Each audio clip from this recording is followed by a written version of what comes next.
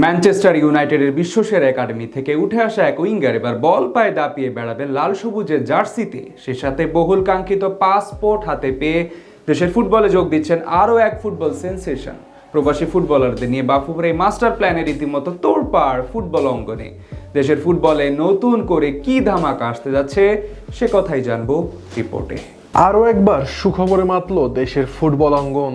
দীর্ঘদিনের অপেক্ষার অবসান ঘটিয়ে শীঘ্রই লাল সবুজের জার্সি গায়ে জড়াতে চলেছেন ইউরোপের মাঠ কাঁপানো দুই তরুণ তুর্কি অ্যাডাম আব্বাস এবং জিদান ইউসুফ। বিশ্ব ফুটবলের মানচিত্রে বাংলাদেশের অবস্থান যখন উন্নতির শিখরে পৌঁছানোর নেশায় বোধ, ঠিক তখনই প্রবাসী এই দুই প্রতিভার অন্তর্ভুক্তি দেশের ফুটবল প্রেমীদের মনে নতুন করে আশার আলো জ্বেলেছে। শুক্রবার সামাজিক যোগাযোগ মাধ্যমে এক ভিডিও বার্তায় বাফুফের সহসভাপতি ফাহাদ করিম জানান, জিদান ইউসুফ বাংলাদেশের পাসপোর্ট হাতে পেয়েছেন, আর ইব্রাহিম নেওয়াজের পিতা সরফরাজ নেওয়াজের মাধ্যমে অ্যাডাম আব্বাসের সাথে আনুষ্ঠানিকভাবে যোগাযোগ করেছে বাফুফে। আর এই দুই ফুটবলারকে বাংলাদেশ শিবিরে ভেড়াতে ঐকান্তিক প্রচেষ্টা চালাচ্ছেন ফাহাদ করিমের নেতৃত্বাধীন বাফুফের একটি অংশ। আর এতেই আনন্দে মাতোয়ারা হয়েছে দেশের ফুটবলের সমর্থকরা, কেননা এই দুই ফুটবলারের আগমনে ভিন্ন মাত্রা যোগ হবে লাল সবুজের ক্যাম্পে। প্রথমত বার্নলি অনূর্ধ্ব 18 এবং ম্যানচেস্টার ইউনাইটেড একাডেমির মতো বিশ্বখ্যাত প্রতিষ্ঠানে যে অ্যাডাম আব্বাসের ফুটবলের হাতেখড়ি, তার সামর্থ্য নিয়ে প্রশ্ন তোলার কোনো অবকাশই নেই। বাংলাদেশি বংশোদ্ভূত ইংলিশ এই ফুটবলার মূলত একজন রাইট উইঙ্গার। 5 ফুট 9 ইঞ্চি উচ্চতার এই ফুটবলার বাংলাদেশ দলে যুক্ত হলে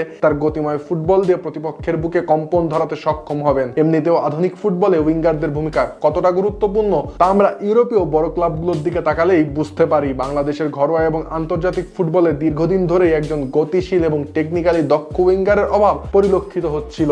অ্যাডাম আব্বাস সেই শূন্যস্থান পূরণে আদর্শ একজন খেলোয়াড় হতে পারে বলে মনে করেন দেশের ফুটবলের শুভাকাঙ্ক্ষীরা। বার্নলি ও ইউনাইটেড একাডেমিতে খেলার অভিজ্ঞতা তাকে যে কৌশলগত জ্ঞান এবং ফিটনেস প্রদান করেছে তা দক্ষিণ এশিয়ার ফুটবলে এক বিরাট পার্থক্য গড়ে দেবে। তার ড্রিবলিং দক্ষতা, উইং দিয়ে বিদ্যুৎ গতিতে আক্রমণে ওঠার দক্ষতা এবং বক্সে নিখুঁত ক্রস দেওয়ার ক্ষমতা বাংলাদেশের আক্রমণ ভাগকে করবে আরো তীক্ষ্ণ ও ধারালো। বিশেষ করে জুন মাসের মধ্যে পাসপোর্ট হাতে পেলে অনূর্ধ্ব 20 এএফসি এশিয়ান কাপ বাছাই পর্বে তিনি হতে পারেন বাংলাদেশের প্রধান গোল স্কোরারদের একজন। অন্যদিকে রক্ষণ ভাগকে অটুট করতে বাংলাদেশ দলে যোগ দিচ্ছেন জিদান ইউসুফ। ইংল্যান্ডের ষষ্ঠ টায়ারের ক্লাব ওয়ালটন অ্যান্ড হারশাম এফসিতে খেলা 18 বছর বয়সী এই সেন্টার ব্যাক ইতোমধ্যে তার বাংলাদেশি পাসপোর্ট হাতে পেয়েছেন। জিদানের উচ্চতা, ফিজিক্যাল স্ট্রেংথ এবং প্রতিপক্ষের আক্রমণ বুঝতে পারার ক্ষমতা তাকে অন্যদের থেকে আলাদা করে গড়ে তুলেছে। ইউরোপের প্রতিযোগিতামূলক পরিবেশে বেড়ে ওঠার কারণে ডিফেন্সিভ ডিসিপ্লিন এবং বল ডিস্ট্রিবিউশনে তিনি বেশ পরিপক্ক।